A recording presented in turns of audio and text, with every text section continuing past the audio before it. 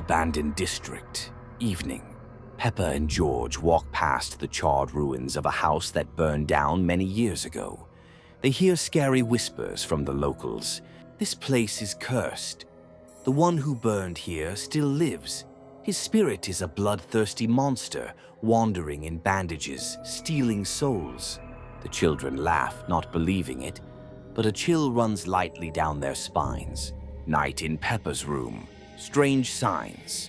Peppa notices an old amulet on her desk, a gift from her grandmother who once warned her, "It will protect you from dark forces." From the corner of the room, a burned creature emerges from the shadows, its body wrapped entirely in dirty, torn bandages. Its mouth is twisted in a sinister grin, framed by charred flesh. Its breathing is ragged, as if whispering, "I will take your soul." The monster slowly advances toward Peppa, casting fiery shadows through the windows. It hisses, "You will be mine forever." Its voice is hoarse and icy. Peppa tries to back away, but the monster lashes out with strips of bandages, wrapping around her arms and legs like a hunter catching its prey. A vision appears before Peppa, an unknown figure burning alive, betrayed by loved ones. His agony twisted into fury. The amulet Peppa found is revealed as a symbol of banishment, an ancient artifact that can weaken him, but only at great risk to its bearer. The hunt in darkness. Peppa runs through the dark corridors of abandoned buildings, trying to escape. The monster pursues her, its bandages hissing and slithering like snakes. Each time it nearly catches her, a dry, sinister laugh echoes. Peppa screams, but no one hears. The ritual of banishment. Terrified but determined, Peppa clutches the amulet and speaks the ancient words of protection. A radiant light bursts from it, slicing through the darkness. The monster shrieks in agony, its bandages igniting with a bright fire. But the pain only fuels its rage. It lunges, trying to drag Peppa into the void with it. The monster vanishes in the flames, but a new scar appears on Peppa's cheek. A mark that evil is not destroyed, only reborn. In the mirror, a distorted face appears, malicious, grinning, whispering, "We will meet again." More is needed. A full collection is required. The fair buzzed with lights and voices. Colorful stalls beckoned with sweets. Peppa pulled Grandpa by the hand toward the brightest stand. The shelves were bursting with Labubu figurines. They all smiled with identical mouths. One golden figurine stood apart. Its crimson eyes followed Peppa's every move, then slowly winked at her. Behind the stall, an emaciated seller looked as pale as paper, their smile frozen too wide with too many teeth. Peppa begged Grandpa to win her a golden figurine. He nodded and moved smoothly. He threw a ball into an arcade machine. The ball hit its target. The figurine dropped into a tray. Grandpa picked it up. His eyes glazed over, and he reached into his pocket, pulling out not just one, but dozens of identical golden labubus that spilled onto the carpet. He whispered endless repetitions. More is needed. A full collection is required. Outside, people with prizes froze in place, their faces fixed with empty smiles. Peppa ran into darkness. The alley behind the fair was silent and dark. A flickering street lamp illuminated an ominous figure, that same seller. But now his body consisted of hundreds of fused figurines. They moved and creaked teeth. Clicking nearby stood Grandpa, whose skin had turned gray and hard, the smile frozen forever. He stared blankly through glassy eyes at emptiness. The seller extended his hand, holding one figurine, a face resembling Peppa's with glowing crimson eyes, a mouth stretched into an unnatural grin. Peppa felt icy coldness at her fingertips. The skin on her palm became smooth and glossy. Hundreds of crimson-eyed monsters stared at her. The silence shattered with a sharp click. The family stepped into a cozy workshop. The shelves were lined with dozens of ceramic Labubu figurines. On one of them, a crack was visible along the side. From the crack, thin black roots slowly crawled out. All the figurines on the shelves simultaneously turned their heads toward the visitors. Their smiles stretched wide, their eyes becoming hollow. Damp clay patterns spread across the walls, forming into distorted little Labubu faces. The workshop owner stood behind the counter. Behind her, all the clay Labubu stared directly at the family. The display case trembled, and on the cracked figurine appeared a wide, unnatural grin. The family descended into the basement. The walls there were coated with hardened, glossy clay, and the door to the storage room was tightly shut. On the potter's wheel stood an unfinished statue. Its features blended the face of a monster with that of Labubu. From the kiln, a scorched clay hand burst out and seized the statue. The staircase was crowded with small Labubu figurines, their heads turning in unison toward the people.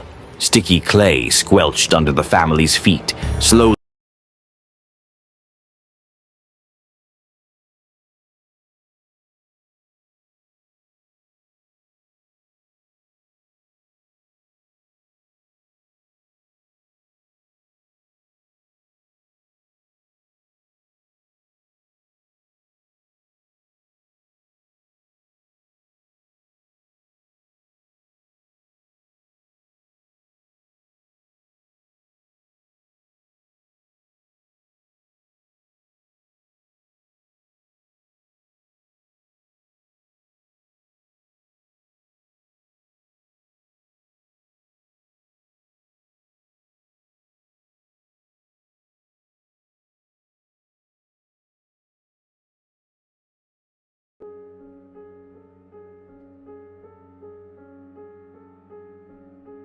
Peppa wakes up in her room.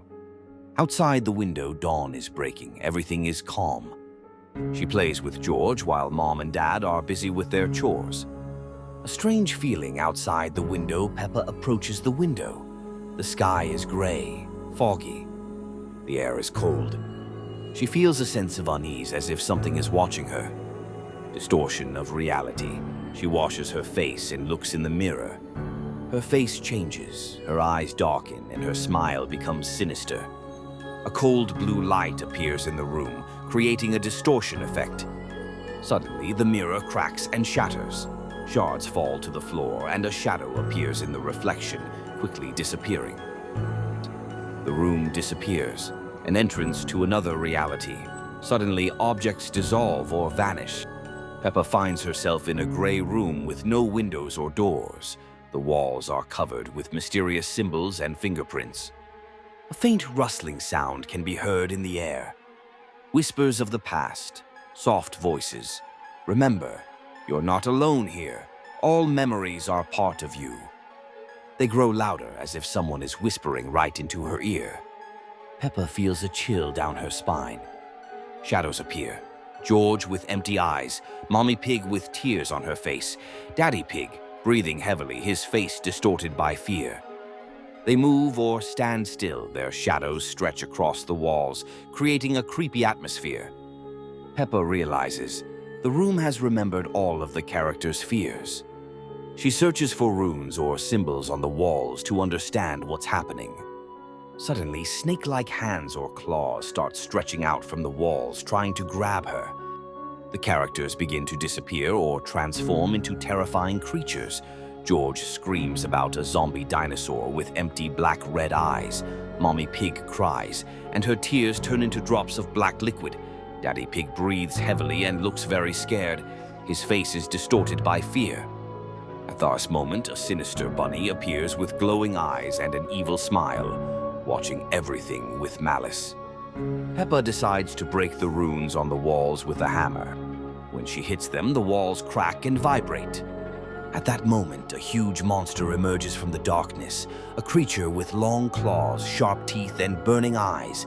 It growls and tries to grab her. After destroying the symbols, everything around plunges into darkness. The monster roars and disappears into an abyss. The room completely vanishes. Only emptiness or endless darkness remains. Peppa returns to her room. Everything seems normal again. But inside her remains a feeling of heaviness and fear. She sits by the window of her house with a pensive expression, gazing into the distance, as if she senses something sinister inside herself or nearby. Peppa and George were playing in the park with their toys. Suddenly, they found a strange, dirty Labubu in the bushes. The children decided to take it home, and that was a mistake. Mummy Pig washed the toy and hung it up to dry. That night, when everyone was asleep, Labubu came to life and headed to the parents' bedroom, making eerie sounds. Labubu saw Daddy and Mummy Pig fast asleep and crawled under their bed. Suddenly, Mummy Pig woke up with a dreadful feeling and wanted a drink of water. While standing in the kitchen, she heard rustling sounds in the bedroom and hurried back there. In the room, she saw Daddy Pig, but then the door slammed shut behind her, and the lights went out. From under the bed, Labubu began to crawl out with a terrifying grin. Mummy Pig panicked and tried to open the door, but she couldn't. Peppa woke up from the awful screams and shook George awake to see what was happening. They saw Labubu drag their parents' bodies into the basement, and then suddenly glance sharply at them. The children quickly ran upstairs and hid behind the wardrobe. Luckily, Labubu didn't notice them and went into another room. Peppa and George rushed to the basement to rescue their parents, but when they got down there, horror awaited them. It was empty. Suddenly, the basement door slammed shut and the light went out. Peppa remembered there was a ventilation hatch leading to the kitchen.